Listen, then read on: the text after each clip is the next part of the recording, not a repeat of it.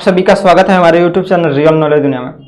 कल हम लोग ने इकोनॉमिक्स चैप्टर 1 जो दी विलेज ऑफ पालमपुर है उसका हम लोग ने हाफ पार्ट देख लिया था। आज हम लोग कंप्लीट कर देंगे, फिनिश कर देंगे। तो कल हमने पढ़ा था कि पालमपुर विलेज का ओवरव्यू पढ़ा था, उसके बारे में हम लोग पढ़ा था। इसके बाद कुछ हम लोग मॉडर्न फार्मिंग मेथड पढ़े थे, मल्टीपल क्रॉपिंग पढ़े थे, फिर फार्मिंग किस प्रकार से पालमपुर में है और लैंड किस तरह से डिस्ट्रीब्यूटेड है। आपको हम सारी चीजें हम लोग कल वीडियो में देखे थे। आज हम लोग को पढ़ना है कि लेबर कौन प्रोवाइड करता है। ठीक है, यहां से हम लोग को शुरू करना था, यहां से कि who will provide the labour, labour कौन प्रोवाइड करता है। तो सबसे पहले लेबर कौन प्रोवाइड करता है इसका मतलब समझिए। इसका मतलब यह है कि लेबर कौन करता है, मतलब कि मजदूर कौन होता है, इसको समझिए। या मजदूर कौन प्रोवाइड करता है या मजदूर कौन होता है। तो पहला नंबर कि मजदूर वही प्रोवाइड करेगा जो मजदूर होगा। अगर मैं मजदूर कैसे प्रोवाइड करूंगा, क्योंकि मैं अगर मजदूर हूं, ठीक है, तो मैं काम को करके मजदूरी प्रोवाइड करूंगा। इस सेंस में ये नहीं कि एक डीलर है वो 10 मजदूरों को रखता है और वो मजदूरी प्रोवाइड करता है। यहाँ पर उस सेंस में बात नहीं हो रही, सेंस को समझना है। यहाँ पर सेंस बात हो रही है कि मजदूरी कौन करता है, सिंपल सा मतलब ये समझिए। तो देखिए, लेबर जो इसेंशियल फंक्शन फैक्टर है किसी भी प्रोडक्शन एक्टिविटी के लिए। किसी भी प्रोडक्शन अगर एक्टिविटी करनी है तो उसमें लेबर इसेंशियल पार्ट है, चाहे वो स्मॉल स्केल एग्रीकल्चरल फील्ड हो। तो अगर आप देखेंगे स्मॉल स्केल जो स्मॉल एग्रीकल्चरल फील्ड है, ठीक है, तो the farmer who on the land himself cultivate his farm along with his family. तो जिनके पास छोटी मोटी जमीनें होती हैं, फार्म जो एग्रीकल्चर लैंड होती है, वो खुद और या उनके फैमिली मिलकर क्या करते हैं कि उसमें लेबर प्रोवाइड करता है। मतलब कि उनके फैमिली या वो खुद क्या करते हैं कि उसको कल्टीवेट करते हैं, बोनी करते हैं, सोनी जो भी कहलाता है, ठीक है, सीड सोन भी करते हैं और इसके बाद कल्टीवेट भी करते हैं। तो जो स्मॉल एग्रीकल्चर फील्ड है उसमें तो खुद परिवार के लोग या खुद जो फार्मर है वो लेबर प्रोवाइड करता है। लेकिन जो मीडियम और लार्ज फार्मर्स हैं वो क्या करते हैं, हायर करते हैं लेबरर को, ठीक है, और अपने काम के लिए। और ये जो लेबरर जो हायर करते हैं, ठीक है, वो मोस्टली आपको क्या रहेंगे, लैंडलेस रहेंगे। लैंडलेस लेबर मतलब उनके पास लैंड नहीं रहेगा, इसलिए वो क्या करेंगे, दूसरे के खेतों में काम करके अपना गुजारा चलाते हैं। या फिर वैसे लेबर होंगे जिनके पास लैंड तो होगा लेकिन बहुत कम मात्रा में होगा, ठीक है, और उसके चलते उनका जीविका नहीं चल पा रही होगी, तो वो दूसरे के खेतों में या फिर अदर काम को ढूंढते रहते हैं, तो वो लेबर प्रोवाइड करता है। तो लेबर कौन प्रोवाइड करेगा, लैंडलेस फार्मर्स प्रोवाइड करेंगे। लैंडलेस जो लेबर है वो, या फिर जिसके पास स्मॉल अमाउंट ऑफ क्या हो, लैंड हो वो, या फिर वैसे लोग जिनकी खर्चा बर्चा नहीं चल पाती हो वो, ठीक है। तो ये सब लोग क्या करेंगे, लेबर प्रोवाइड करेंगे। लेकिन हमने कुछ रिसेंट चीजों में देखा कि कुछ लोग कुछ बिजनेस में खुद से अपने आप में लेबर बन जाते हैं, कन्वर्ट हो जाते हैं, ठीक है। जैसे कि अगर कुछ छोटा खेत है तो खुद सब्जी बोना है तो उसमें खुद लेबर का काम आदमी करेगा एज ए एम्प्लॉयमेंट का भी हम लोग देखेंगे, अलग अलग एक्सपेक्ट उसको भी हम लोग समझेंगे यहाँ पर, क्लियर है। तो लेकिन जो फार्म लेबरर होते हैं, ठीक है, जिनके पास जो लैंडलेस लेबरर होते हैं वो जहाँ पर काम करते हैं उसके खेतों में जो फसल उगती है उसका अधिकार उनको नहीं होता है, वो डेली बेसिस पर होते हैं। मतलब कि डेली उनको वेजेज मिलती है, यानी कि काम करने का उनको पैसा मिलता है, या फिर क्रॉप्स मिलता है, ठीक है, क्रॉप्स मिलता है या फिर वेजेज मिलते हैं। अब बात को समझिएगा, ये भी क्या चीज मिलेगा उनको, ये भी डिपेंड करता है person to person, place to place, region to region, ठीक है, सीजन टू सीजन और टाइम टू टाइम, ये सब चीज पर वेरी करता है। जैसे अगर गांव में जाइएगा तो मोस्टली आप देखिएगा कि जो फार्म लेबरर हैं, ठीक है, उनको आप देखिएगा कि कुछ अनाज ही दे दिया जाता है, ठीक है। मतलब कि अगर मान लीजिए कि ऐसा होता है कि इतना बोझा निकला तो एक बोझा तुम्हारा हुआ, एक बोझा इतना पर, तो उस तरह अनाज ही उनको दे दिया जाता है। कुछ केसेस में आप देखेंगे कि पैसा भी दिया जाता है, कुछ केसेस में देखेंगे कि आपको क्या दिया जाएगा कि पैसा खाना पीना दिया जाएगा, उसके बदले कुछ पैसा काट के उस तरह कुछ पैसा दिया जाएगा। तो ये अलग अलग जगहों पर अलग अलग तरीके से रीजन टू रीजन वैरी करता है, सीजन टू सीजन वैरी करता है, प्लेस टू प्लेस वैरी करता है, वर्क टू वर्क वैरी करता है कि क्या वेजेज मिलेगी, ठीक है। तो ये एक चीज है कि जो लैंडलेस लेबरर हैं उनको अलग अलग चीजों का देखना पड़ता है, और ये सीजनल होते हैं। ऐसा नहीं कि जब एग्रीकल्चर वर्क हुआ तब वो काम उनको मिला, अदरवाइज उनको काम नहीं मिलेगा, ठीक है। तो ये भी सीजनल हो जाते हैं। तो ये चीज है आपको लेबर के बारे में कि लेबर कौन प्रोवाइड करता है। होप आपको समझ में आ गया कि लेबर कौन प्रोवाइड करता है, उनको कैश मिलता है या फिर वेजेज जो है अलग फॉर्म में भी मिल सकता है, क्रॉप्स के फॉर्म में भी मिल सकता है। इसके बाद आता है जो नेक्स्ट हमारा टॉपिक है कि क्या कैपिटल्स नीडेड है। कैपिटल्स का मतलब पैसा वैसा या फिर क्या चीजें जरूरत है फार्मिंग के लिए, उसको समझते हैं। देखिए कैपिटल्स जो भी नीडेड है, पहला नंबर कि हम कैटेगरी में डिवाइड कर लेते हैं, एक स्मॉल फार्मर, एक लैंडलेस लेबरर, एक लैंडलेस फार्मर, ठीक है, और एक होते हैं आपको लार्ज फार्मर। तो देखिए जो लैंडलेस हैं उनको तो बात ही छोड़ दीजिए, ठीक है, लेकिन जो स्मॉल है और जो मिडिल फार्मर है, ठीक है, उनको थोड़ा सा बात करूँ।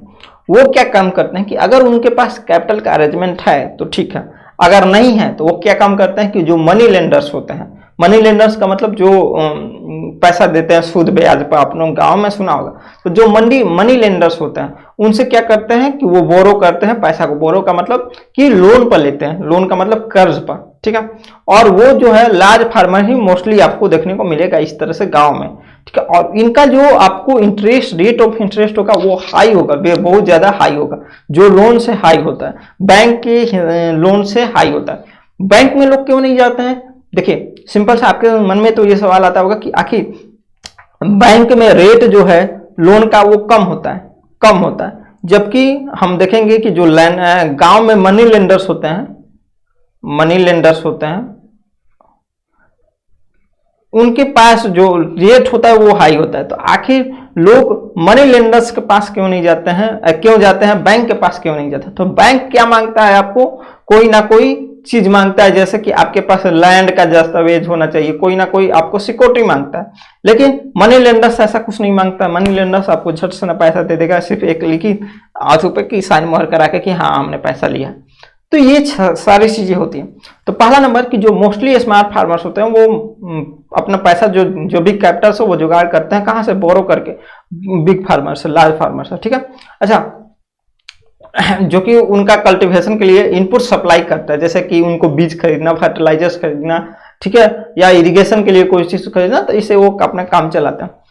अब मैंने वही बताया कि जो रेट ऑफ इंटरेस्ट है वो हाई है, ठीक है, और ये मनी चुकाने में जो स्मॉल फार्मर्स होते हैं वो चुकाने में कई बार तो ऐसा होता है कि अकाल आ गया, खत्म हो गया उनका फसल, या फिर रेट नहीं मिला उतना अच्छा फसल का, तो उनको चुकाने में जो आपको लोन है, कर्ज है, उनको बहुत दिक्कत होती है, ठीक है।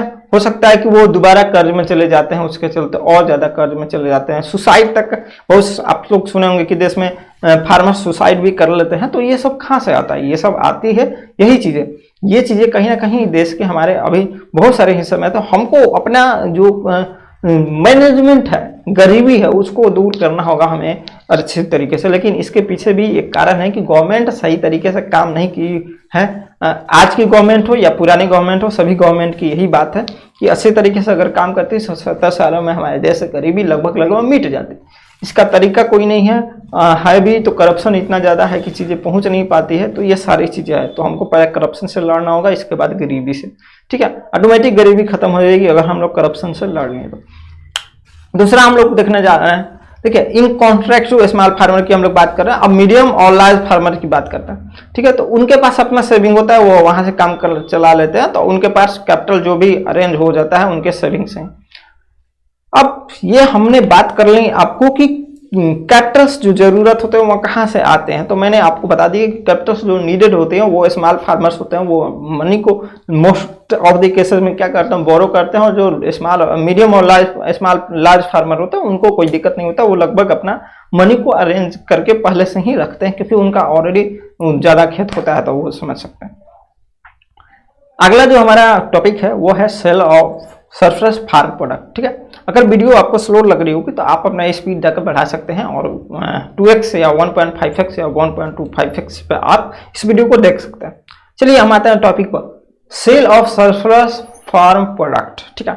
सरप्लस फार्म प्रोडक्ट का सेल जो है वो कैसे होता है, क्या होता है? देखिए सरप्लस का मतलब होता है कि जो अधिक हो गया। मान लीजिए कि अगर मैंने धान को रोपा, पैडी को रोपा, पैडी क्या हो गए, कि हमारे जितना कंजप्शन है, हमारा जितना खर्च है एक साल में उससे ज़्यादा हो गए, तो हम क्या करेंगे, जो अधिक मात्रा में हमारा पैडी है उसको हम बेच देंगे, अधिक मात्रा में जो वीट होगा उसको भी बेच देंगे। तो इस तरह से जो सरप्लस उसको बोला जाता है जो कि अधिक मात्रा में हो जाता है, जो हमारे यूज से अधिक को उसको बोला जाता है सरप्लस। तो sale of surplus farm products किस तरह से होती थी, ठीक है। तो देखिए सरप्लस उसको बोला जाता है जो एक्सेसिव अमाउंट ऑफ प्रोडक्शन है, वो मैंने ऑलरेडी बता दिया। तो अब क्या करते थे कि फार्मर जिनके पास एक्सेसिव अमाउंट ऑफ प्रोडक्शन हो जाते थे, तो वो जो एक अपना सरप्लस अमाउंट है, जो प्रॉफिट है, उसको क्या करते थे, वो बेच देते थे मार्केट में, ठीक है। अब मार्केट में बेचने से क्या होता था, उनको कैपिटल का वहां से आपको जुगाड़ हो जाता और वो नेक्स्ट हार्वेस्ट में उसको यूज कर देते थे, ठीक है। यूज करते हैं आज भी कि जो सरप्लस अमाउंट ऑफ वीट हुआ, पैडी हुआ, उसको बेच दिए मार्केट में, और वहां से हम लोग क्या किए कि वो जो मिला हमको पैसा उसके लिए नेक्स्ट हार्वेस्ट के लिए कुछ रख दिए, और बाकी हम लोग ने अपना खर्चा बाकी जो सब चीजों में एक्सपेंडिचर कर देते हैं। तो उसी तरह का यहाँ पर जो स्मॉल फार्मर्स अच्छे गोविंद सन थे, गोविंद मैंने बताया था आपको कल के वीडियो में कि गोविंद के 3 बेटे थे, तीनों में 0.75 हेक्टेयर, 0.75 हेक्टेयर, इस तरह की चीजें आपको डिस्ट्रीब्यूट हो गई थी, आपको कल कहानी हमने बताया था। और सविता की कहानी है जो कि मैंने नहीं बताया, तो वो भी एक पुअर फार्मर है, इस तरह समझिए, ठीक है। तो इनके पास लिटिल सरप्लस वीट होता है, यानी कि यहाँ पर कुल कहने का मतलब ये है कि जो पुअर फार्मर्स होते हैं, पुअर, उनके पास सरप्लस वीट नहीं होता है, सरप्लस प्रोडक्शन नहीं होता है, बहुत कम मात्रा में सरप्लस प्रोडक्शन होता है। तो वो क्या करते हैं कि वो मोस्टली जो भी शेयर होता है वो अपने फैमिली नीड के लिए रख लेते हैं, ठीक है। लेकिन बिग फार्मर्स होते हैं, जिस तरह मान लीजिए कि इसमें एक कहानी में आपको मिलेगा, आप छोटे छोटे कहानियों को देखते जाइएगा। तेजपाल सिंह मान लीजिए एक बिग फार्मर है, तो क्या करता है कि वो जो सरप्लस अमाउंट ऑफ वीट है, ठीक है, उसको सेल कर देता है मार्केट में। चूंकि बिग फार्मर है इसलिए उसके पास ज्यादा अर्निंग होगी, ज्यादा सेविंग होगी, ठीक है। और वो पूरा सेविंग का कुछ पार्ट क्या कर लेता है, बैंक में रख देता है, और कुछ जो अपना सेविंग का पार्ट है उसका क्या काम कर लेता है कि फार्म मशीन जैसे ट्रैक्टर्स हो गया, डीजल्स हो गया, ये सब चीजें खरीदने में लगा देता है। तो सिंपल सी बात है कि अगर बड़ा फार्मर है तो बड़ा उसके पास खेत, बहुत ज्यादा मात्रा में खेत होंगे, उससे ज्यादा मात्रा में सरप्लस अमाउंट ऑफ वीट निकलेंगे, जिसके चलते वो ज्यादा अमाउंट ऑफ क्या कर पाएगा, सेविंग अपना कर पाएगा। तो ये थी आपको sales of surplus farm product के बारे में हम लोग ने बात कर ली, ठीक है। अब इसके बाद आता है हमारा जो नेक्स्ट टॉपिक है, वो आता है कि नॉन फार्म एक्टिविटी क्या क्या थी पालमपुर में। तो अभी हम लोग ने जो बात की वो आपको फार्म एक्टिविटी हम लोग ने पालमपुर में देखा कि फार्म एक्टिविटी क्या क्या थी। अब नॉन फार्म एक्टिविटी उसको बोलते हैं कि जो कि फार्मिंग से नहीं जुड़ा है।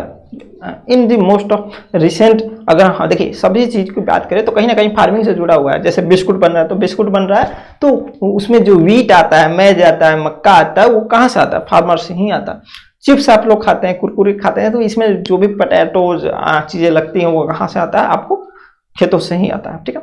लेकिन हम लोग बात कर रहे हैं नॉन फार्म एक्टिविटी, यानी कि जो कि डायरेक्टली फार्मिंग से नहीं जुड़ा हुआ है, उसको हम लोग बोलते हैं नॉन फार्म एक्टिविटी।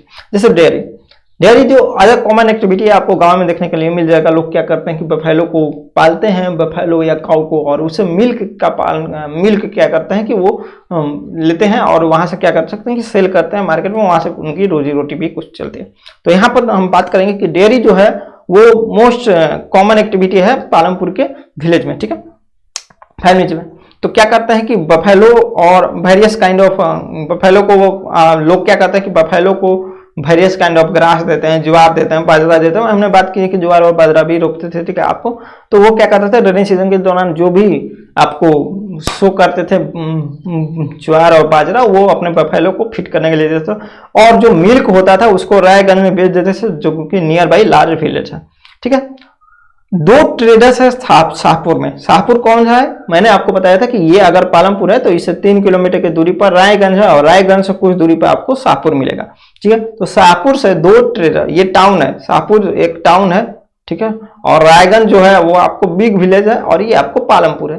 तो यहाँ से शाहपुर से 2 ट्रेडर्स होते थे जो कि क्या करते थे कि सेटअप कलेक्शन कम चिलिंग सेंटर उन्होंने बनाया था। वहां पर क्या होता है कि दूध का कलेक्शन होता है, ठीक है। तो वो रायगंज में थी, तो लोग जो भी मिल्क था, ठीक है, वो क्या करते थे कि वो रायगंज में ले जाते थे पालमपुर के लोग, और वो कलेक्शन कम सेंटर में अपना जमा कर देते थे, और वहां से क्या करते थे कि वो ट्रांसपोर्ट कर देते थे जो भी ट्रेडर्स है वो शाहपुर या फिर अदर टाउन और सिटीज में, वहां से लोगों को क्या होता था कि जो मिल्क बेचता था उसको कमाई हो जाती थी, ठीक है। उसके बाद ट्रेडर्स भी अपना काम संभालते थे। तो ये थी आपको डेयरी, जो कि मोस्ट कॉमन एक्टिविटी थी, ठीक है। अब इसके बाद डेयरी के बाद अगला जो नॉन फार्म एक्टिविटी है वो है एन स्मॉल स्केल मैन्युफैक्चरिंग। अब स्मॉल स्केल मैन्युफैक्चरिंग मतलब ये देख सकते हैं कि ये स्मॉल स्केल मैन्युफैक्चरिंग है, ये भी आप देख सकते हैं कि ये भी, ठीक है, घर पर बढ़ई अपना काम कर रहा है। और ये आपको मिट्टी का जो भी बर्तन पोटर है, ठीक है। तो अब स्मॉल स्केल मैन्युफैक्चरिंग पर थोड़ा सा हम लोग नजर डालते हैं। देखिए, हम एक छोटा सा आपको कहानी दिखाएंगे, प्लस कहानी दिखाएंगे नहीं, बताएंगे, आप उसको समझिएगा पहले, ठीक है।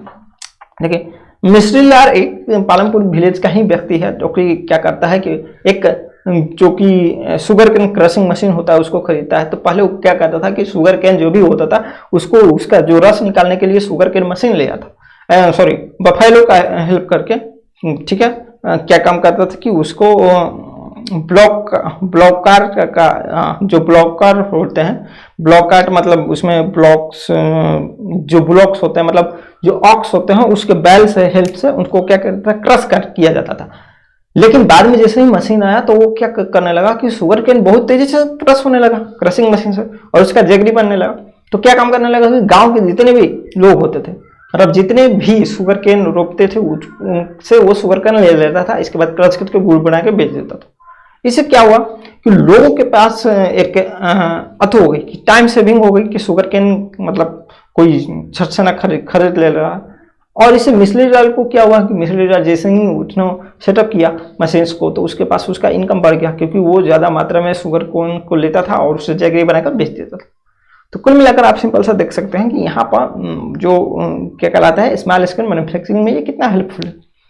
उसी तरह हम लोग बात करें तो लेस देन 50 पीपल पालमपुर में, ठीक है, वो इंगेज थे मैन्युफैक्चरिंग में, जो कि ये मैन्युफैक्चरिंग बिग फैक्ट्रियाँ जैसे नहीं थी कि जो कि शहरों और आपको टाउन्स में देखने को मिलेंगे, ठीक है। अब मैन्युफैक्चरिंग जो पालमपुर में थी वो सिंपल प्रोडक्शन मेथड्स उसमें यूज होती थी और वो स्मॉल स्केल पे थी, ठीक है। और ये जो कैरी आउट होता था जनरली आपको घरों में होता था या फिर खेतों में होता था with the help of family labour की हेल्प से। और बहुत कम केसेस में यहाँ पर लेबर को हायर किया जाता था, ठीक है, बहुत कम केसेस में, ठीक है। तो स्मॉल स्केल मैन्युफैक्चरिंग है ये, ठीक है। अब इसमें मैंने आपको मिस्री लाल की कहानी बता दी, ठीक है, ये मिस्री लाल की कहानी। इसके बाद हम एक और कहानी आते हैं, करीम की कहानी। तो करीम देखिए क्या करता है कि अब इससे पहले हम लोग शॉपकीपर के बारे में पढ़ेंगे, लेकिन थोड़ा सा करीम के बारे में आपको बता देता हूँ। देखिए, करीम जो है एक ओपन करता है कंप्यूटर क्लास सेंटर अपने गांव में, ठीक है, क्योंकि वो अपना पहले से वो कंप्यूटर क्लास किया हुआ था, इसलिए उसने सेंटर खोलता है कंप्यूटर सेंटर।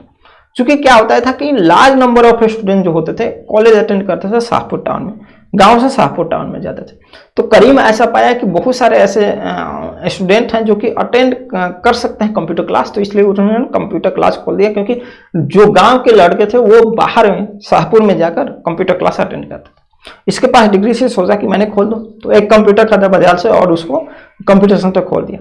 गांव की दो ऐसी महिला थी कि जो कि जिनके पास कंप्यूटर की डिग्री थी, तो उन्होंने क्या किया, जो करीम था उनको हायर किया और उनको एम्प्लॉय के लिए रखा, ठीक है।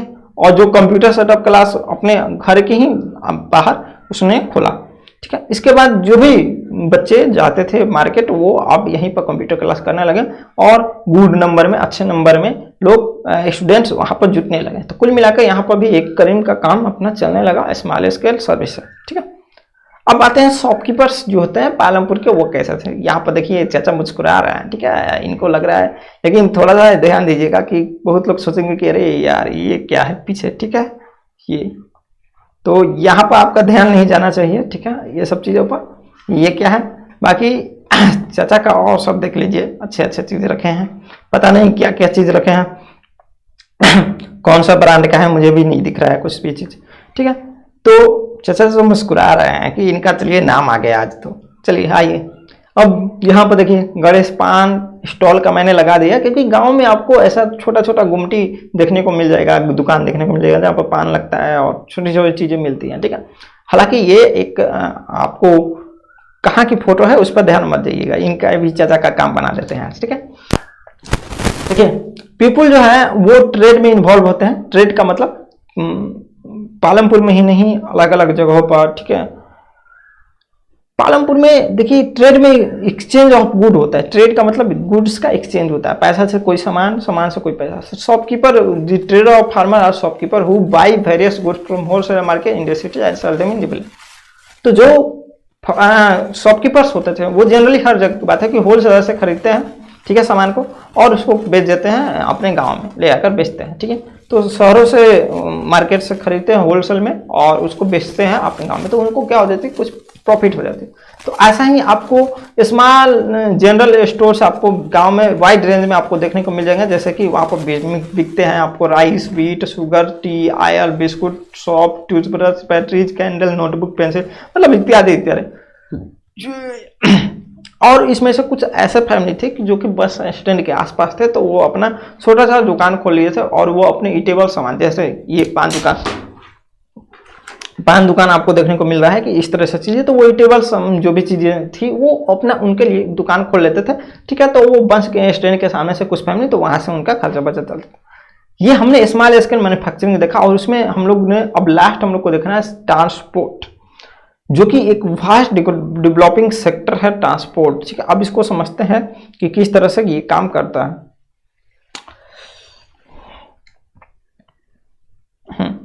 अब समझिए, तो आपको देखने को मिल जाएगा कि पालमपुर और रायगंज के बीच में बहुत सारे ट्रांसपोर्ट आपको देखने को मिल जाएंगे, व्हीकल्स देखने को मिल जाएंगे, जैसे रिक्शा वाला आपको मिल जाएगा, टंगाज वाला, जीप, ट्रैक्टर, ट्रक ड्राइवर, और जो कि people driving the traditional block cart, bogies people, ठीक है, ट्रांसपोर्ट सर्विस ये देते हैं। उनसे क्या करता है कि वो अपना फेयर लेते हैं कुछ, एक प्लेस से दूसरे प्लेस जाने के लिए, ठीक है।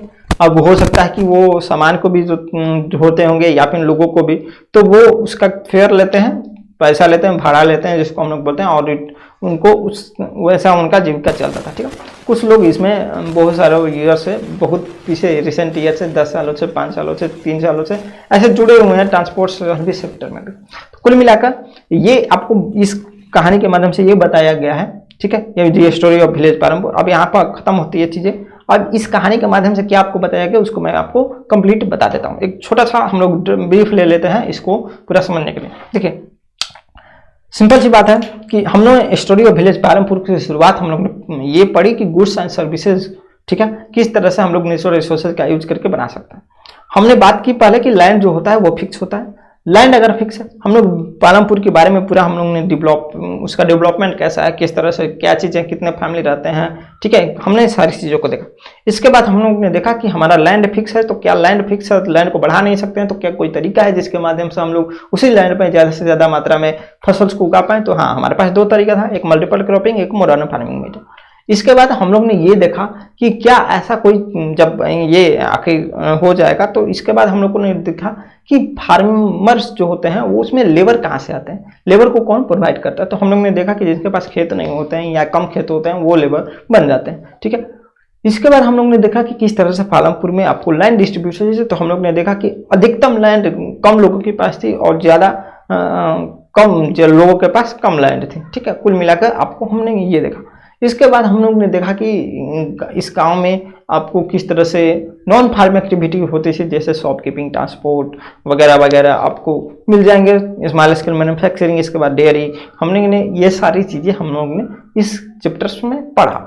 इसके बाद हम लोग ने ये भी इस चैप्टर में समझने की कोशिश की कि हम लोग कैसे एक गांव को देख सकते हैं इकोनॉमिक एक्टिविटी के अनुसार, हम लोग ने उसमें क्या क्या चीज़ें देख सकते हैं। तो हम लोग ने फैक्टर्स भी पढ़ा, ऑर्गेनाइजेशन भी पढ़ा कि प्रोडक्शन के लिए 4 ऑर्गेनाइजेशन कैसे कैसे काम करते हैं, फैक्टर्स काम करते हैं, लैंड, लेबर, मन capital, physical capital. Physical capital में भी 2 पार्ट हमने पढ़ा, फिक्स कैपिटल, और एक पढ़ा आपको वर्किंग कैपिटल। फिक्स कैपिटल वो कैपिटल है जिसमें आपको एक बार यूज किए, एक बार इन्वेस्टमेंट किए तो वो 5 से 10 सालों तक लगभग चलेगा, सेवरल ईयर तक आप उसका यूज कर सकते हैं। लेकिन वर्किंग कैपिटल वो कि जो कि फ्लो होते रहता है, मतलब आपको हर साल उसमें इन्वेस्टमेंट करना होगा या हर बार इन्वेस्टमेंट करना होगा, जो समझ लीजिए।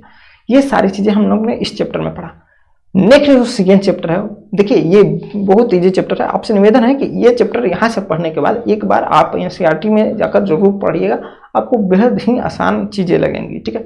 इसके बाद हम लोग ने सेकेंड चैप्टर हम लोग कल से शुरू करेंगे, ह्यूमन पीपुल एज रिसोर्सेज। इसके बाद हम लोग ने ये पहला आपका 9 का इकोनॉमिक्स, टोटल 8 या 3 लेक्चर या खूब से खूब 12 लेक्चर में 9 का पूरा इकोनॉमिक्स हम लोग खत्म कर लेंगे। इसके बाद 10 का इकोनॉमिक्स भी चलेंगे। ये उनके लिए भी बेटर है जो कि आपको यूपीएससी सिविल सर्विस की तैयारी करते हैं, लेकिन हम उनके लिए अलग से 9-10 का कोर्स लेकर आएंगे, जो कि इसमें ज़्यादा हम लोग डिटेल में देख रहे हैं 9-10 के एस्पेक्ट से। तब तक लिए मिलते हैं। ये हमारा देखिए, सबसे पहले ये आपका, आप चाहिएगा तो ये हमारा टेलीग्राम का लिंक है आपको, ये हाँ इसी टेलीग्राम पर आपको ये आपको पूरा पीपीटी कल का भी और आज का दोनों का आज आपको मिल जाएगा, ठीक है। आप मुझे ट्विटर पर भी फॉलो कर सकते हैं, ठीक है। आप मुझे इंस्टाग्राम पर भी फॉलो कर सकते हैं, और इंस्टाग्राम पर ऑफिशियल जो चैनल है, ठीक है, यहाँ पर डॉट रहेगा। ऑफिशियल जो चैनल है रियल नॉलेज दुनिया का, तो वो आप सिर्फ रियल नॉलेज दुनिया सर्च कीजिएगा, एक में ही, जिस तरह यूट्यूब पर है उसी तरह सर्च कीजिएगा, तो आपको इंस्टाग्राम पर रियल नॉलेज दुनिया का आपको ओरिजिनल मिल जाएगा, ठीक है। ये मेरा, अगर कोई बिजनेस इंक्वायरी है तो आप मुझे यहाँ पर कर सकते हैं, और हमारा वेबसाइट भी आ रहा है जल्द ही मेंटेनेंस में, हमें मिलते हैं नेक्स्ट वीडियो में। तब तक के लिए धन्यवाद, ठीक है।